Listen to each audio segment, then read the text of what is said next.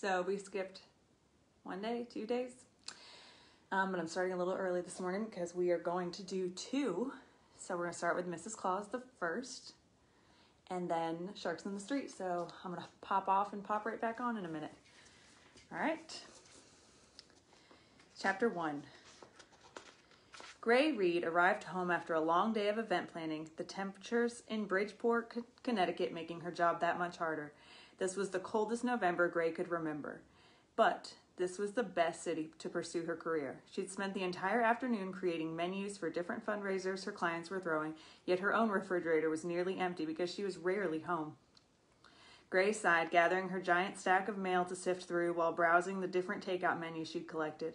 She decided on China Sky. At the same moment, she reached a large envelope, oozing Christmas spirit, addressed to her.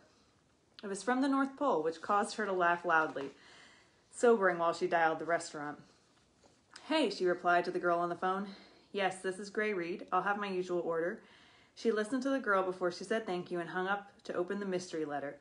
The writing was in a large cursive font, only adding to the obnoxious level of Christmas cheers she'd gotten from it. It read, "Dearest Miss Reed, though you may only have known me as a child, possibly someone who isn't even real in your eyes, I am writing to you now on a slightly urgent matter. I have recently taken on this role, and I didn't have time to properly prepare. I find myself without a Mrs. Claus, and after an extensive search in our North Pole files, you have been chosen as one of the best candidates. Please consider accepting this challenge to become my wife, the First Lady of Christmas. I would be lying if I told you this task will be easy, but I believe in you as you used to believe in me.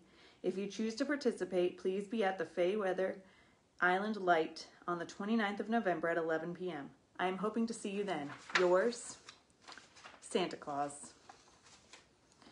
Gray read the letter over twice more, holding back her bursting laughter each time before she tossed it in the trash and resumed going through her mail. Nothing in the pile came close to her letter from Santa Claus. Once she finished, Gray pulled out her laptop while she waited on her food to check on the schedule for the next day, vowing to dress more appropriately for the weather. She refused to freeze again. The following morning, Gray got ready for work, deciding on a pair of skinny black slacks paired with a blouse underneath a large coral sweater. She finished her look with a pair of knee-high leather boots, leaving her hair down in waves. Gray grabbed her coffee and raced out to her first appointment for the day. She arrived at Fortuna's Catering to specify the final details for her upcoming event. Gray had made her first new friend in the owner, Emma. All right, Em, tell me you have nothing but good news to share, Gray began, taking a seat on the counter. Emma replied, "Yep, everything is scheduled and ready. You have nothing to worry about." She changed the subject. "How was your night?" "I wanted to grab drinks, but we got slammed at the end of the day," she added with a sigh. Gray waved off her excuse. "I was too tired anyway. Don't worry about it. I went home, ate Chinese, and checked my mail. Oh gosh, I had the craziest letter," she began, her speech speeding up. "Apparently, Santa Claus wants me to be one of the choices to be his next Mrs. Claus," she revealed, laughter erupting all over again. Emma couldn't help but laugh along from Gray's contagious laughter. Finally, Emma caught her breath and was able to speak. "So, are you going to do it?" she asked, managing to keep her expression serious.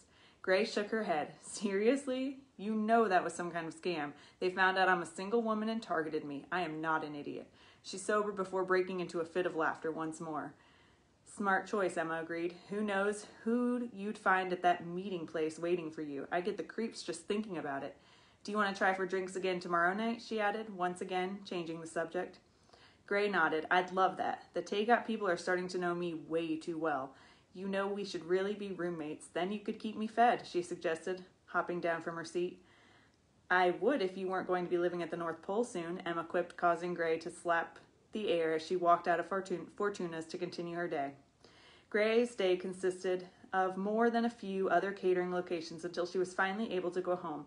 She grabbed a pizza on the way to her loft. Once she reached the loft, she put her pizza on the coffee table and sunk into the couch to devour at least half.